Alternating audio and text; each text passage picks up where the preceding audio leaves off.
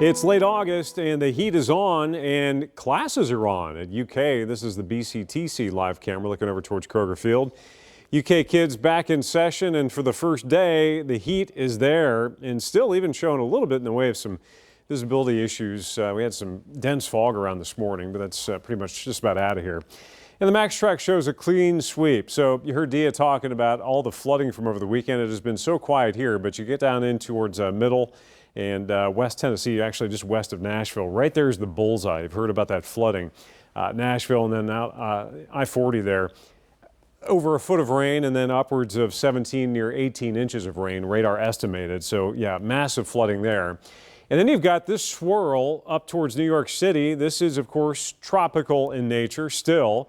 We're talking about Henri, and they've had over a half a foot of rain come down in the past couple of days since that made landfall over the weekend. So you've got that lingering low up there, and we've got this big ridge of high pressure that's clamped down here, and we are in for a quiet run of days and, of course, a hot and humid run of days. They'll have rounds of active weather, the potential for severe storms across the Great Lakes and upper Midwest there. You can see these waves coming through.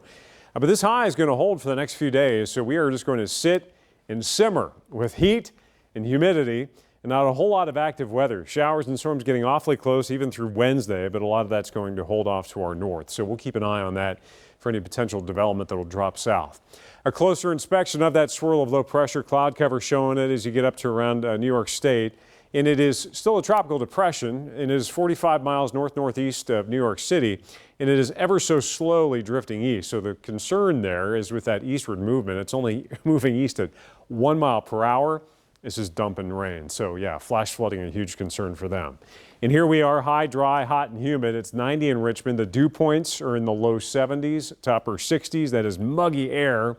So it already feels like it's in the mid to upper 90s in spots for the heat index. Get used to that. We're going to be dealing with that.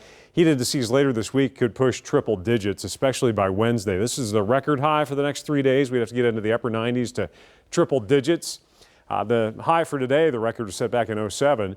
We're shooting for the low to eventually mid-90s. So yeah, not record territory, but close enough. And we're definitely way above average that we're talking about how hot it is. And if you look, the 6 to 10 day temperature outlook taking you into early September, we still get this bullseye over the Ohio Valley, the Great Lakes punching down toward the deep south of above normal temperatures. So it looks like this heat is here to stay. As far as temperatures are concerned, low 90s today. Yeah, the precipitation is going to stay dry, but it's going to stay awfully muggy. So it's a hot and humid setup. But with that high overheads, it's going to be very difficult to get much going as far as showers and storms are concerned. The 8-day forecast does show low to eventually mid-90s. So that is about the peak of what we will see heat-wise. Could be end up rivaling or even setting the highest high that we have seen so far this year as we hit those mid-90s later on Wednesday.